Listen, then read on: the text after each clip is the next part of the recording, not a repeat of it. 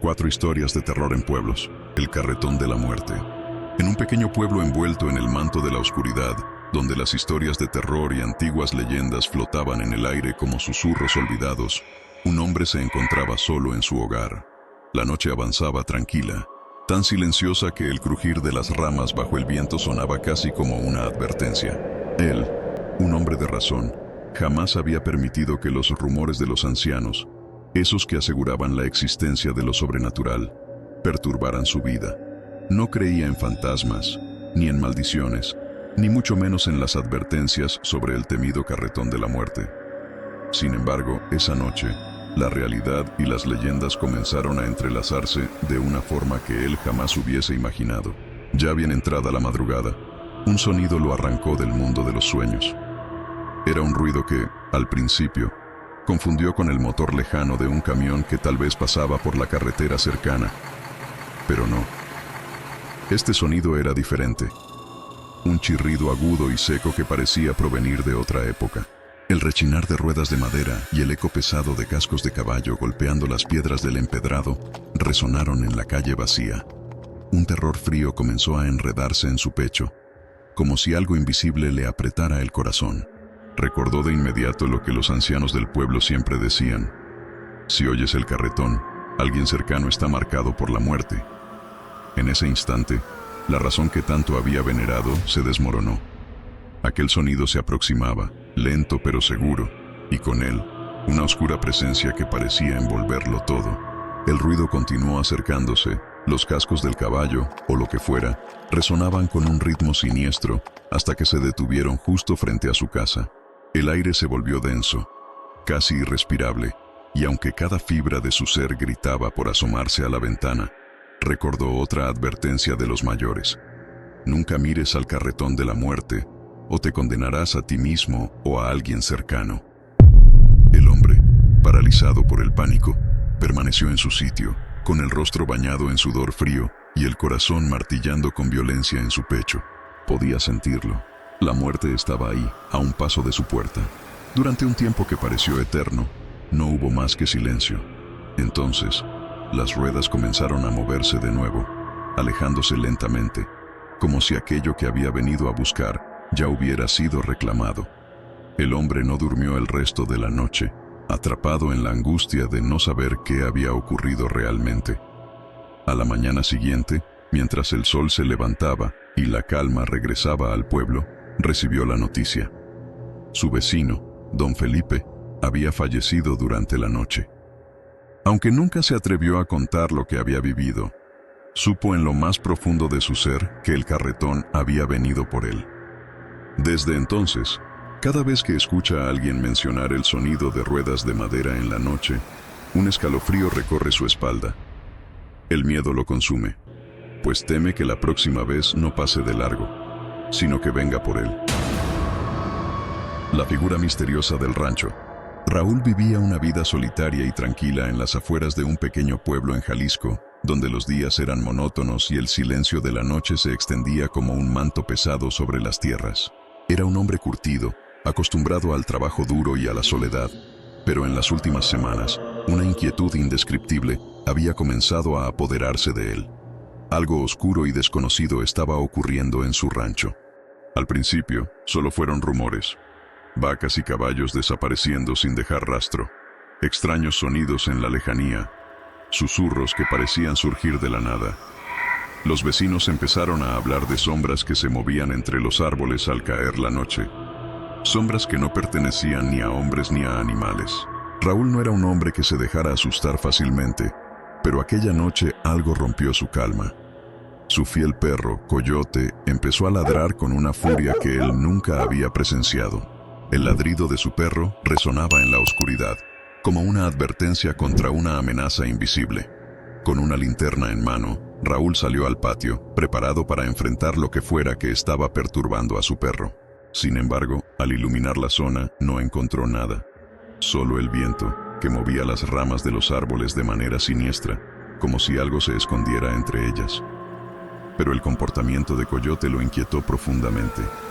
Aquel ladrido no había sido por un simple coyote o zorro rondando. Las noches pasaron, pero la sensación de que algo acechaba no lo abandonaba. Una madrugada, en medio de un silencio que parecía devorar todo sonido, Raúl fue despertado de golpe por un ruido casi imperceptible. Eran pasos, o algo similar, que se arrastraba lentamente alrededor de su casa. El sudor frío recorrió su espalda mientras el sonido se volvía más claro, más real. No pudo evitar asomarse por la ventana, y lo que vio hizo que su corazón casi se detuviera. Una figura alta y delgada se encontraba de pie junto al cobertizo. No se movía, solo estaba ahí, observando. Raúl no podía distinguir su rostro, pero la presencia que irradiaba aquella figura lo aterrorizó hasta lo más profundo. Parecía estar esperando, pero ¿qué? Con el alma paralizada por el miedo, Raúl retrocedió, incapaz de hacer otra cosa que refugiarse dentro de su casa. El silencio se hizo aún más pesado. Al día siguiente, al salir al patio, encontró huellas largas y profundas en el suelo, como si algo extraño hubiera caminado por allí. Los vecinos comenzaron a hablar de la figura, asegurando haberla visto también en otras propiedades, pero nadie sabía qué o quién era. Raúl, aunque nunca quiso admitirlo, sabe que aquella presencia no se ha ido. Cada vez que escucha a Coyote gruñir en la oscuridad, sabe que algo más sigue rondando su rancho.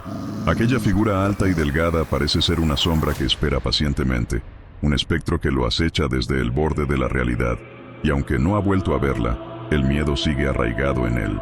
El terror de no saber cuándo o por qué regresará lo mantiene despierto en las noches más silenciosas, temiendo que la próxima vez que lo visite no sea solo una presencia observadora, sino algo mucho más oscuro y peligroso. El lamento en la hacienda. En el corazón de un paraje desolado, escondida entre árboles cuyas ramas parecían arañar el cielo, se encontraba una hacienda en ruinas. Su deterioro no era solo físico, había algo más oscuro en sus cimientos, una presencia que se hacía sentir en cada rincón de aquel vasto edificio olvidado por el tiempo.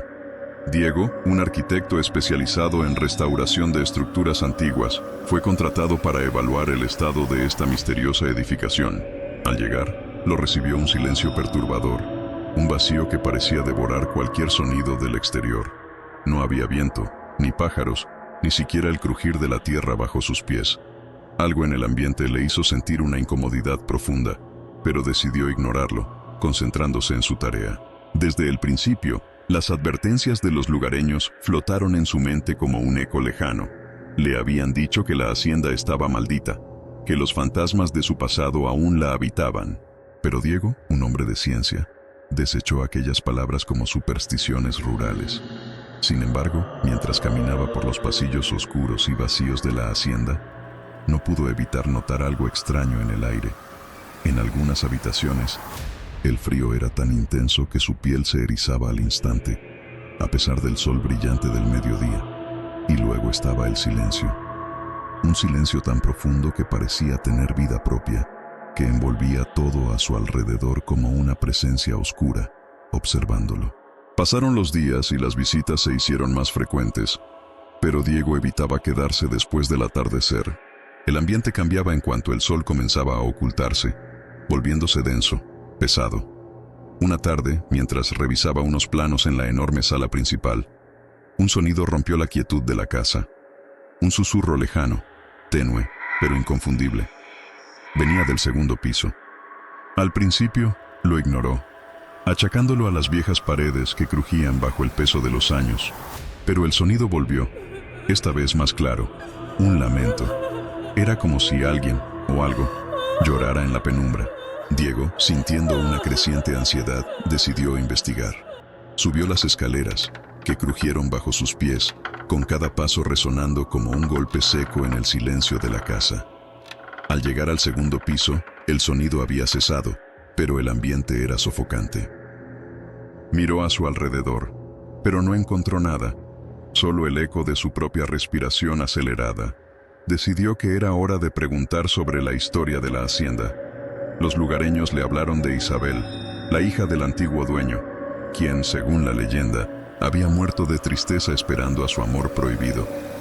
Se decía que su espíritu nunca había abandonado la hacienda. Un día, una tormenta furiosa azotó el pueblo. y Diego se vio obligado a quedarse en la hacienda. Las lluvias habían inundado los caminos, dejándolo atrapado en aquel lugar sombrío. La noche cayó pesada, y con ella, la presencia invisible que Diego había sentido desde su primera visita. Mientras intentaba mantenerse ocupado, el lamento volvió. Esta vez no era un sonido lejano. Era claro, cercano, y parecía provenir de todas partes a la vez. El aire se volvió denso, como si algo, o alguien, estuviera caminando a su alrededor, sin mostrarse. Durante horas, los sonidos lo mantuvieron en vilo. Pasos, crujidos, susurros que parecían llamarlo. A las 3 de la mañana, como si un reloj invisible hubiese marcado la hora, todo se detuvo. El silencio regresó, pero esta vez no trajo consuelo, sino una certeza oscura. Algo se había movido en la oscuridad de la hacienda esa noche, algo que no pertenecía a este mundo. Diego nunca volvió a la hacienda después de esa noche. Aunque había terminado su trabajo, el terror de lo que había escuchado, de lo que no podía explicar, lo persiguió por mucho tiempo. Y aún en las noches más oscuras, cuando la lluvia golpea las ventanas, se pregunta si el lamento de Isabel sigue resonando entre las paredes de aquella casa maldita, esperando por alguien más que se atreva a escuchar. Los secretos de Doña Emilia. En lo más profundo de un pequeño y tranquilo pueblo, habitaba una anciana conocida por todos, pero comprendida por pocos. Doña Emilia. Su hogar, una casa vieja y apartada al final de un camino polvoriento, era un lugar envuelto en misterio. Los habitantes del pueblo susurraban sobre ella, sobre los dones que poseía, aunque nadie se atrevía a hablar de ello en voz alta. Se decía que podía curar males que ningún médico lograba explicar, que tenía una conexión con fuerzas que el resto de las personas preferían ignorar.